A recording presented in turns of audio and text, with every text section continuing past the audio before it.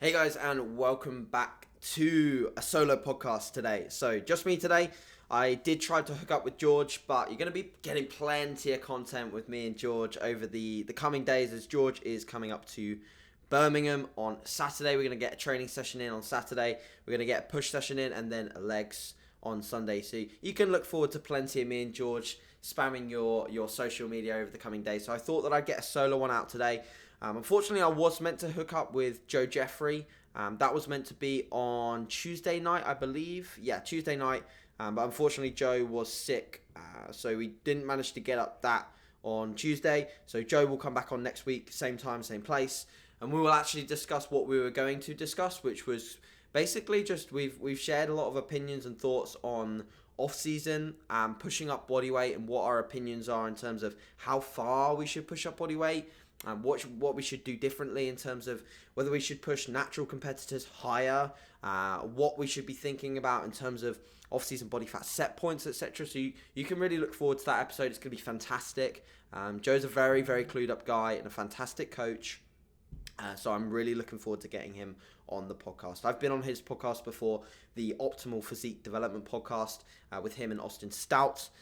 It's a great podcast as well, which I highly recommend if you haven't already listened to it. So that'll be next week. But for now, we're going to do a solo podcast, and I'm basically going to take the questions that I had for me and Joe. But the thing is, I want the podcast with me and Joe to mainly be a discussion. Don't really want it to be Q&A based. And some of these questions here, I've got about 20 questions. Yeah, about 20 questions, which not all of them I really wanted to include in the podcast. So I thought, right, why not piece them together, put them in a solo episode, which I haven't done for a while, so you guys can enjoy this. Bit of an update on myself. So I'm at very close to my peak off-season body weight, which I am planning to surpass. So before my last sort of mini cut, which I did in August, I reached about 180 to 183 pounds. Very close to that right now. I took some update shots this morning, which my couple of eyes, who know who they are, gave me some comments on.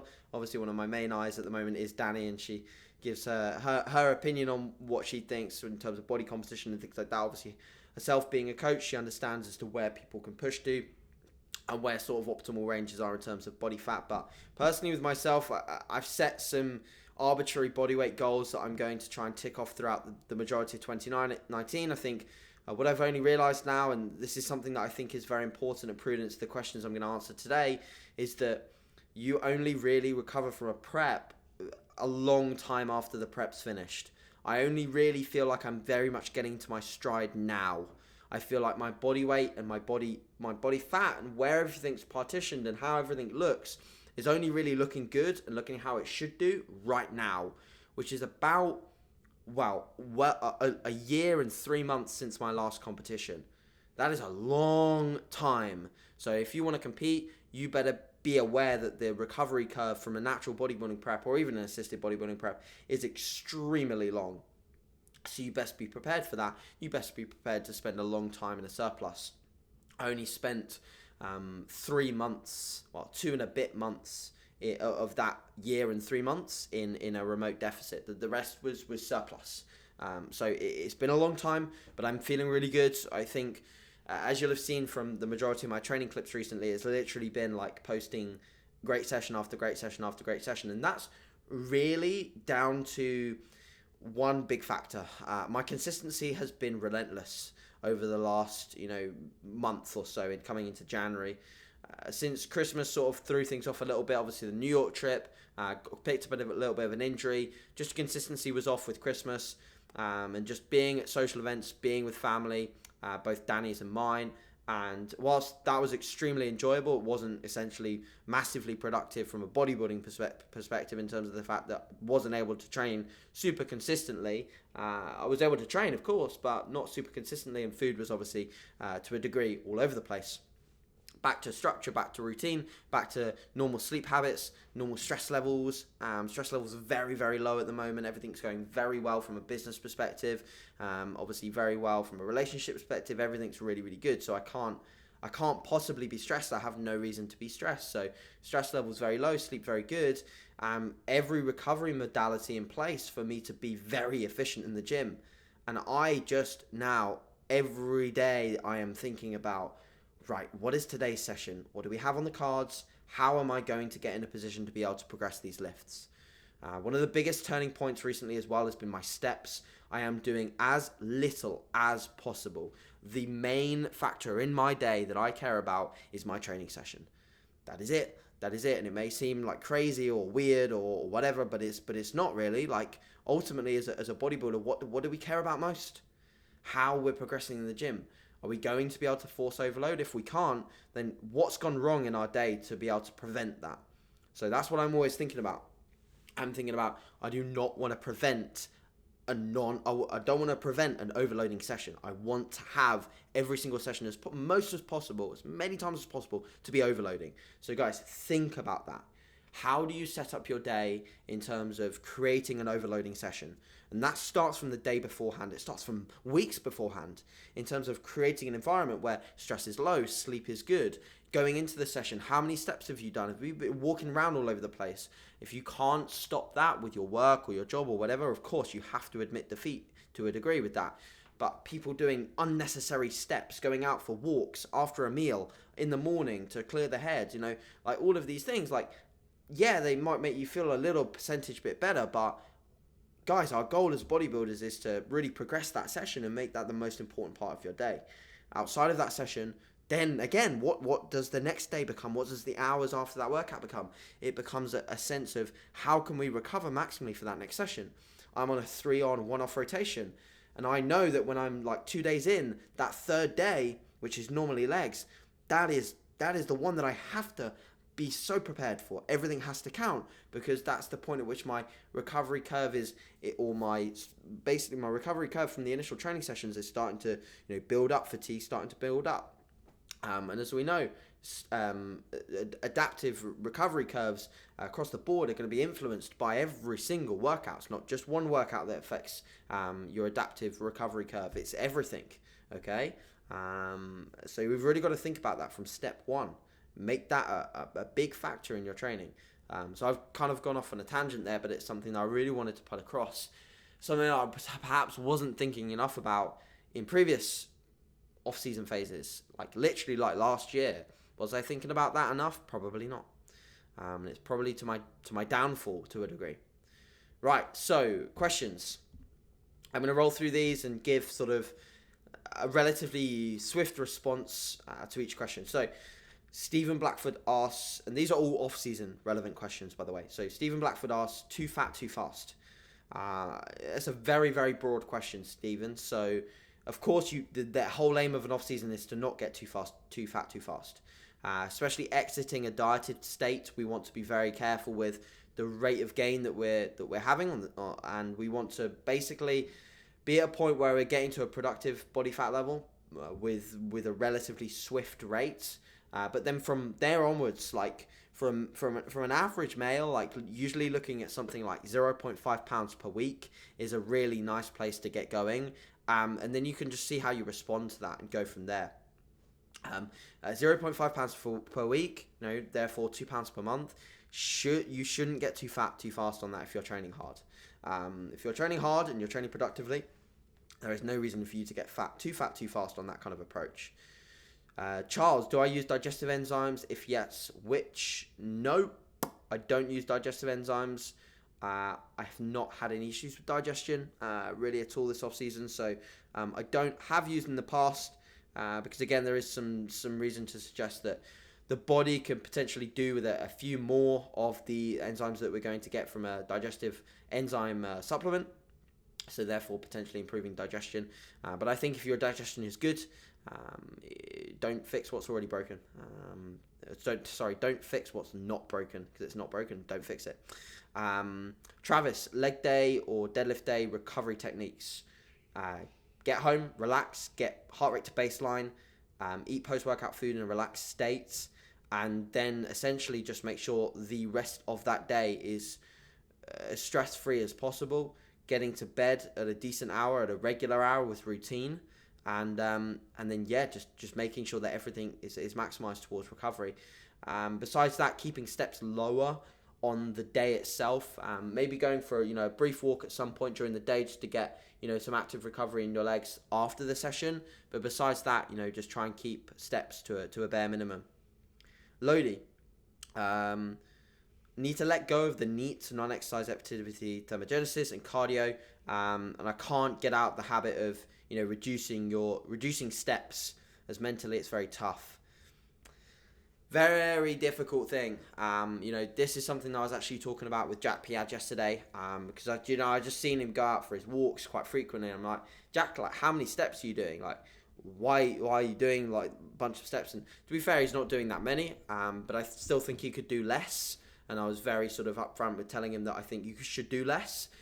Because a lot of people do struggle with this. They set their off-season step targets far too high. And essentially what you're doing is, what you got to remember is that this is something I talked about already, but your steps are something that's going to tax your recovery curve. So if you're out there doing a bunch of steps, you're taking away from your ability to potentially progress in the gym, especially from a leg training perspective. So I like to keep steps at, ideally no more than 6,000 per day. And that seems to be what gets my legs the best recovery and what gets me back in the gym efficiently for the next session with ample recovery. So just think, like, do I want to look the same on stage next time? Like, save your steps and your habits with regards to steps when you next diet. Use them as a tool. That's another issue with steps being high in the off season, is that you have no longer got that tool to use when you diet. That tool is now gone. You cannot use that tool when you enter a diet on 15,000, 20,000 steps a day, which is fair play if that's what your job entails. You have to move that much for your job. But if you don't have to move for that much for your job, but you're doing that amount of steps, you are shortchanging yourself a dietary tool. You are shortchanging yourself a deficit creator. And that's a very poor option in my opinion. So yeah, just like mentally try and switch on to muscle mass. Like, switch on the muscle mass switch and think about that and that only. That needs to count. So muscle mass goal. Cool. I hope that answers your question, Lodi. Progression schemes, reps, load, and sets used for compound lifts.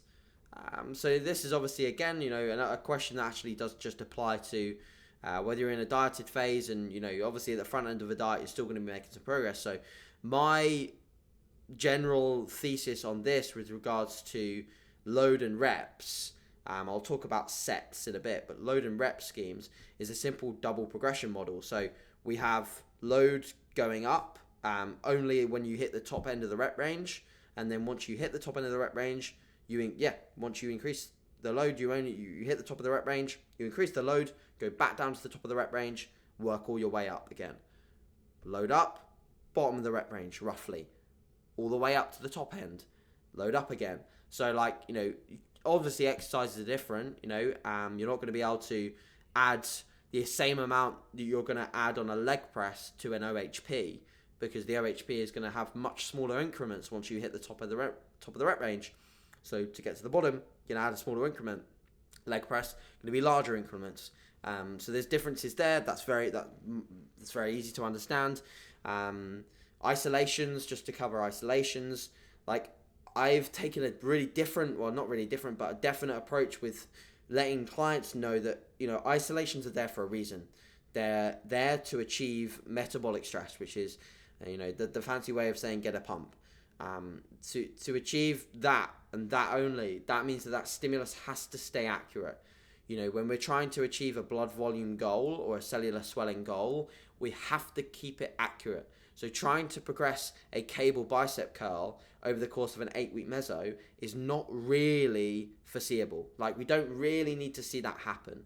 So keeping it on the muscle and making sure that every single rep is accurate that we perform on something like a cable bicep curl is of optimal importance. Losing track with that goal, that becomes an issue, and that becomes where we start to disattach ourselves from the goal at hand. The goal with that exercise is to achieve blood volume, and instead we're trying to progress it in a manner that is similar to our mechanical tension based moves. We're not getting a bucket load of mechanical tension on a cable bicep curl. Ultimately we will progress it at some point, but it's more of a steady process. Cool. So, and then sets. I only progress sets when someone is giving me the feedback that we can definitely handle more volume. Like, I don't progress sets over the course of a mesocycle. Meso to meso, yes, some sets will change, but over the course of the meso, the sets do not change. So I don't overload via sets. I'm very much a person that sets volume for a mesocycle, adjusts it if necessary, but then takes reactive deloads. That's my approach to sets. I do not add sets throughout a mesocycle. My rationale behind that is purely out of the sense that I think that once you have a volume threshold that you can progress with in terms of adding load or adding reps, stick with that, because you're going to force overload through those two modalities. So adding sets on top of that, yes, I mean, it can be a viable way to increase volume in a very safe manner, because ultimately we won't have to train to as higher intensities. We can add sets at a lower threshold to failure. And this can be very beneficial for some trainees that are trying to eke out progression maybe in the latter parts of their training career. Maybe they're older competitors. Maybe they're people that have fully taxed out a method of higher intensity and lower volumes. But for people that are slightly newer to the gym, or intermediate, or even intermediate to advanced lifters that enjoy a lower volume approach, then adding sets is just not going to be for them. Ultimately, that's not going to be an approach that they enjoy, and therefore it's not going to be an approach that gets the best results, because ultimately you have to enjoy your approach, whatever way we're heading. Jamie, I expect 200 pounds by April. That's a lofty goal, and my goal at the moment is 190 by April, but we'll see. Maybe if 200's there, I'll take it. Joey, so what is my current macro setup, and how far am I looking to push those? Numbers. Joey, the reason why I'm not really going to answer this question is because it's absolutely pointless to answer this question, because it doesn't matter what my macros are, and it doesn't matter what numbers I'm looking to push them to. All that matters is that I push my body weight to new thresholds, and that I continue doing that. That is ultimately what's going to accrue me more muscle mass. And Joey, for you to accrue more muscle mass, you've got to do the same.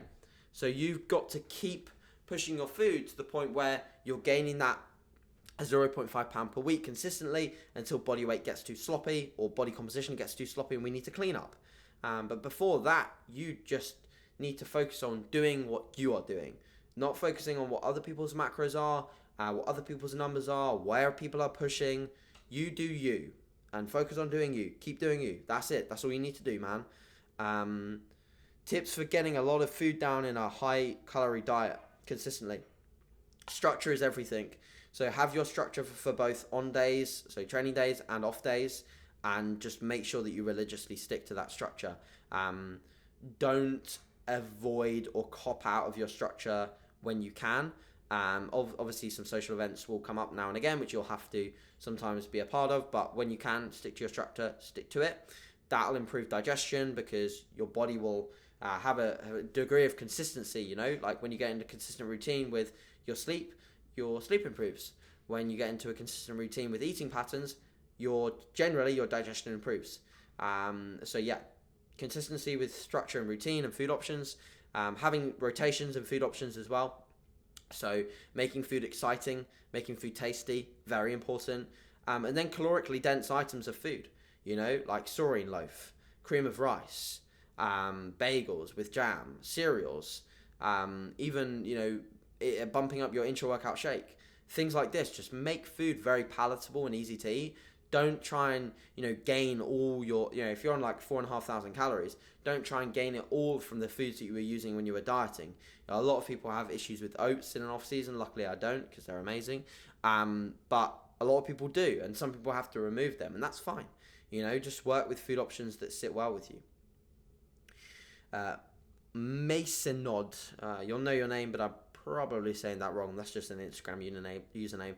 Do you recommend a couple of weeks of maintenance at the end of a massing phase? Totally depends where you're heading next. So if you're heading into a mini cut, no, not really. It depends what you're trying to do with that body weight. Like if you've reached a point where you've definitely got too sloppy, then why the hell are you I don't know, maybe you'd want to harden up that body composition, to be fair. So maybe that's a viable reason. You'd want to harden up that body composition before you mini cut, so fair play. But usually you have usually you'll go from a massing phase, like usually directly into a hypercaloric state. It just depends. It really depends what you're setting up. Like, I'll have some people that maybe will go into a deficit phase before they may go into a maintenance phase. My screen just froze. May go into a maintenance phase before they start their diet. But that's literally, like, there will have to be a real goal behind that.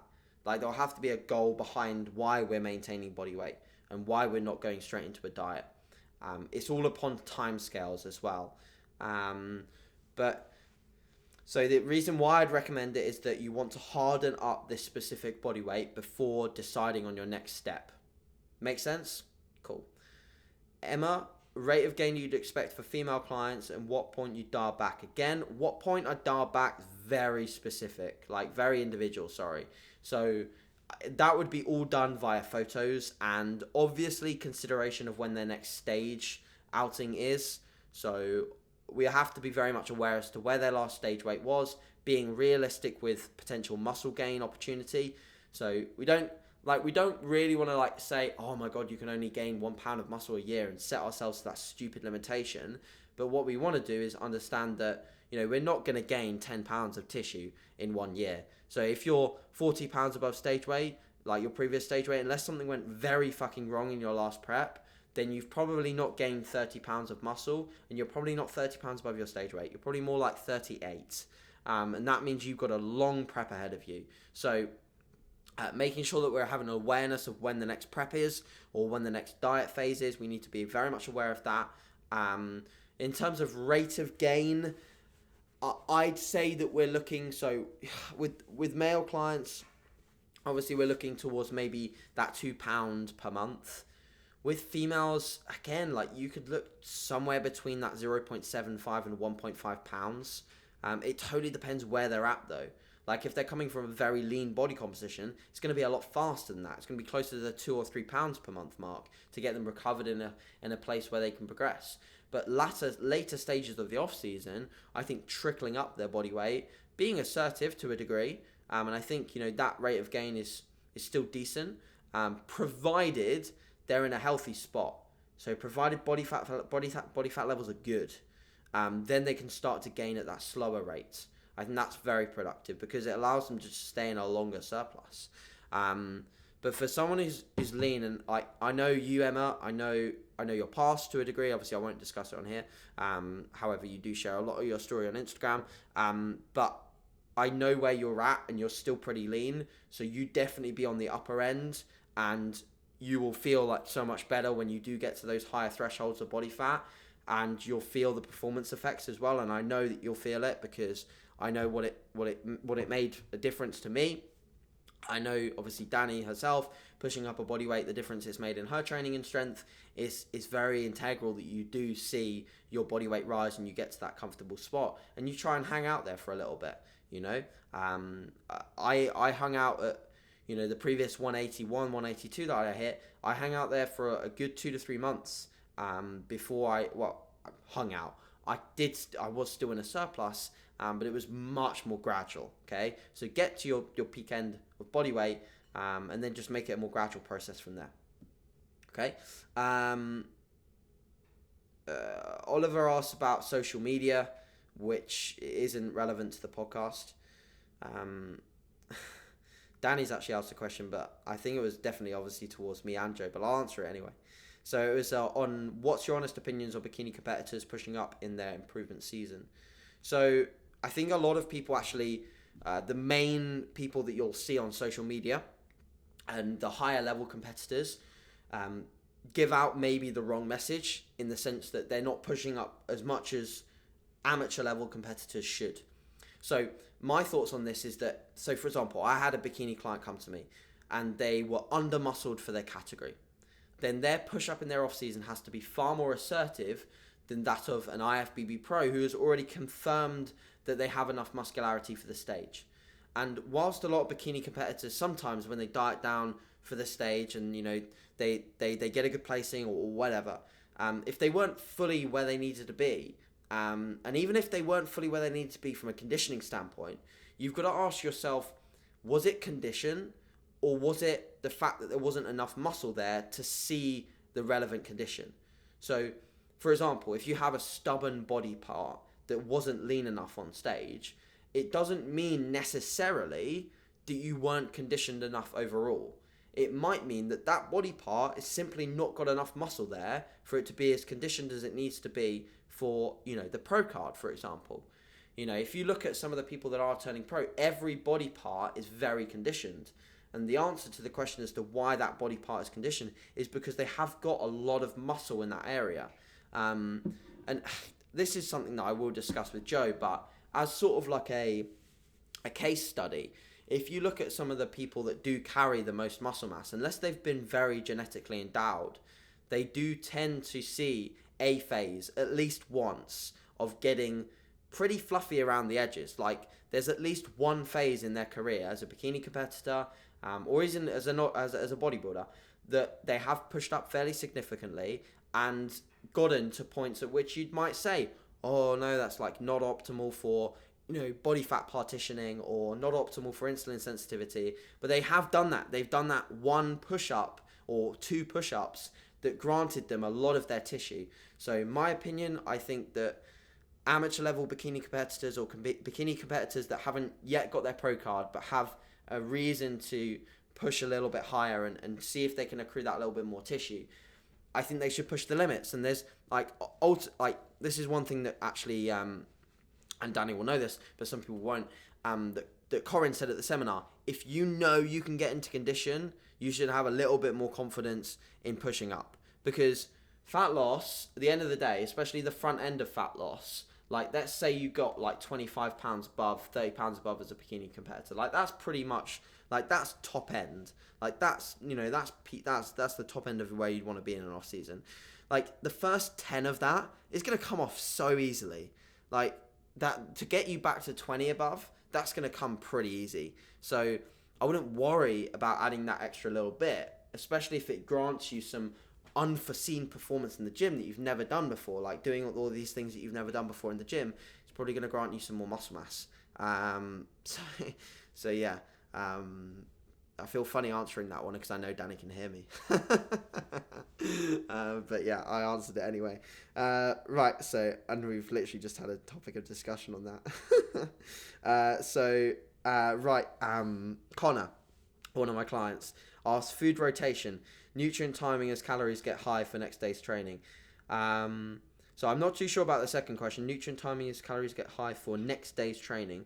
So food rotation wise, Connor, I'll ask Joe this one in the podcast that we do as well, because I'm sure you'll want his opinion. But my opinion is that if your food options at the moment are working for you, then just keep them in. They're absolutely fine. There's no reason to sort of change or rotate.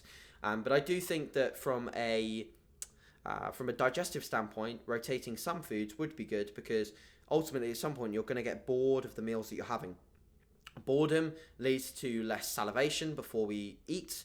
Salivating, getting excited for the meal that you're going to eat, releases amylase, which is going to help you break down the food you're eating. Okay, it's a basic level digestive enzyme. Okay, so if we're looking at that from an enjoyment perspective, rotating foods now and again would be a good thing. It's something that I do advise to all my clients, including you. So it's why I'll probably do the wraps for a little bit, the wrap attack, and then I'll switch it up for something else. But usually it's like something, genuinely, like it's something that I see on social media, and I'm like, that's a cool bodybuilding meal. I'll make that, And Danny introduced me to the calorie rice cakes, which now other people have been messaging me and saying that they're great. And Danny will probably hate me for me taking some of the credit, but it is what it is. So yeah, things like that, rotating foods so you enjoy things, absolutely. I do definitely agree with that. In terms of getting calories in for the next day of training, I don't have a huge opinion on this. Obviously, some people would say backload. But if we look at how we're going to absorb carbohydrates and get them into our system, it's the same reason, to a degree, why you're going to spend a few days carbing up for a show, is because carbohydrates will be absorbed and assimilated over a 72-hour period. So you're going to want to put some in on your rest day regardless. You don't necessarily have to backload them. Unless you're doing loads, let's say your rest day, you're doing loads of glycogen demanding tasks, you'll probably want carbohydrates throughout your entire day. But I know that for yourself, Connor, your steps aren't ridiculous, so you're not doing a lot of glycogen demanding tasks on a rest day. You don't need carbs throughout the entire day. So for you, backloading is fine. You can stock up that glycogen for the next day of training. That's a fine approach. So yeah, that's my thoughts there. But I'll ask it to Joe as well, mate. Okay. Ben, never competed, but looking to compete in the years to come. Tips to help staying in a bulk until then. So if you're a young guy, I imagine you are, then absolutely, you just need to put your mindset in a place where you understand that these years of initial building is going to grant you your main amount of muscle tissue that you have. Nothing great was built on crappy foundations, so build up your foundations so you have a fantastic physique to work on. Don't be afraid of getting a little bit fluffy around the edges, getting very strong in the gym and getting progressive. Don't get stupid fat, of course, but push up your body weight to new thresholds, push up your lifts to new thresholds. One thing that I would say that helps me stay driven in a gaining phase is the excitement of progressing lifts. Remember that excitement of progressing lifts does ultimately go to a degree when you diet. You're not going to be progressing lifts throughout your entire diet. So the excitement of progressing training should be something that fuels you. Use that as fuel for your fire, and you'll stay definitely adherent to the goal of bulking, to the goal of gaining weight. And just be steady in your approach. Don't gain too fast, because you'll just end up spinning your wheels. Let's say you gain 5 pounds in 1 week. You'll be like, fuck, I need to mini cut. You'll diet for the next week, and then you'll gain, and then you'll be like, cool, okay, got the 5 pounds off, let's bulk again. And then you'll add 4 pounds in that next week, and you'll be like, fuck, just spinning your wheels. Do not spin your wheels at all. You cannot afford to do that, especially if you're young. You cannot afford to spin your wheels. All right. Tristan, how to know when to push up foods and by how much? So if you're in the latter parts of a gaining phase, then so let's say you're out of the diet, you're out of the recovery phase from a diet. Normally you don't really have to continue pushing up food too much. Once body weight starts to be trickling up, usually you can pretty much hover at the same food for a while, and that surplus will work for a while. Okay, so it should work for a month at least. And then when that body weight starts not going up by that 0.5 pounds per week or 2 pounds per month, then you need to make a change. That change is going to be indicated by your performance. So your feedback on performance is giving you the indication that you need to make an increase. Cool. You make an increase. Then that increase is obviously replicated in the scale.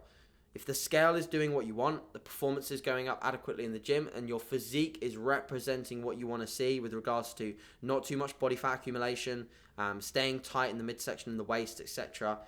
Your stubborn body fat sites not getting too fat. If all of those things are moving forwards, then you're in a fantastic spot, and you can continue to just rise food as and when you need it. So when you make those changes, be very cautious on all of those feedback tools. So your first feedback tool is always your photos. So your photos first, then your performance in the gym, and then your body weight finally. And then obviously, if you're taking caliper readings, or you're just having a general awareness of your fatter areas, then just being very mindful of those, because ultimately, as you diet down, those areas are going to be last to come in, and if you get them super duper fat, they're going to be really hard to get in. So for me, if my ass starts jiggling all over the place, I know that I've got issues, and I probably need to pull back a little bit, because I'm not going to get my glutes lean. It's being honest with yourself on that front. So yeah, that's that. Christian, no question, this will be sick. I'm sorry, Christian. Joe will be alive and well next week. James, when to push and when to maintain. So I kind of covered this earlier in regards to maintenance. So I hope you answered your question earlier on that one. Stefan, what's the difference between getting the calories from carbs versus fat? So calories from carbs, carbs are our most abundant tool in terms of creating an energy demand, or an energy fuel source. So fats above baseline, so fats above general recommended amounts, which is about 0.8 grams per kilogram. If you go above that, then you're going to get in a position where you're not really utilizing them to a huge degree. So I would say this is the thing, right? A lot of people, and actually Thorburn mentioned this very rightly in saying that people are having this thing of like low fat, high carb massing phases. And then you see the same people bloody complaining about being too full, and like struggling to get the carbs in. Like carbs, yeah, they're a great tool to ramp up in a gaining phase. Fantastic. But at a point at which appetite starts to diminish, we start to get like, our return on investment in terms of appetite is low. We've got to increase fats. We've got to increase fats because they're very easy to eat. So once you've increased carbs to like a threshold where you're feeling very, very full, you can't really eat many more carbs, then take up your fats. Like it's just logical. I mean, yes, as an energy source and like putting fat more and more fats in the diet, like a significantly high fat diet, it's probably not going to be optimal for bodybuilding in terms of nutrient utilization. So how we're using our nutrients. But besides that, like, fats are very, very, very, very easy to eat. It doesn't take much effort to eat a couple of squares of dark chocolate for 10 grams of fat. So like doing things like that is a very easy way to increase calories. So as an appetite tool, it's a very, very good thing to do. But I would say work up your carbs as high as you can possibly get them before you have to start increasing fat. So for example, my fats ideally are within that 60 to 70 range at my current body weight of 182 pounds, which is adequate. It's fine. And then on my rest days, I have slightly more. And the reasons for that is because my carbs are so high on a training day that on a training day, I have no chance of getting in, fattier fish or fattier cuts of beef. So I try to, as and when I can, when I'm actually able to go to the shops frequently, have salmon and things like that on my rest days if possible, to get in some more healthy fats, which ultimately I'm not. It's not really feasible to get them in on my carbohydrate intake on a training day. So yeah, that's my thoughts on that. Wow, 40 minutes pretty much. So I'm going to leave this here, guys. As usual, these ones are usually 30 to 40 minutes long because I haven't got George talking about farts and farting on the leg press. So we haven't got 20 minutes of garbage. No, I'm joking. I miss George already. So he'll be back probably. We'll maybe get one in next week. If not, then obviously you'll see plenty of content over the weekend with me and him. And next week should definitely have Joe on to discuss sort of pushing up body weights and being adherent to that phase and seeing his views and opinions on things, which I'm sure are going to be pretty much in line with me, but it'll be interesting to hear some of his client case studies. That's what I kind of want to touch on mainly, is case studies that we've seen with clients and just with people on social media that have either like pushed up and just reaped strength gains or pushed up and come down with a lot. So we want to talk about that. All right, guys, so have a fantastic weekend. Thanks for listening. As usual, really, really appreciate anyone that's tunes in for these solo ones. And we will chat soon. Thank you. Bye.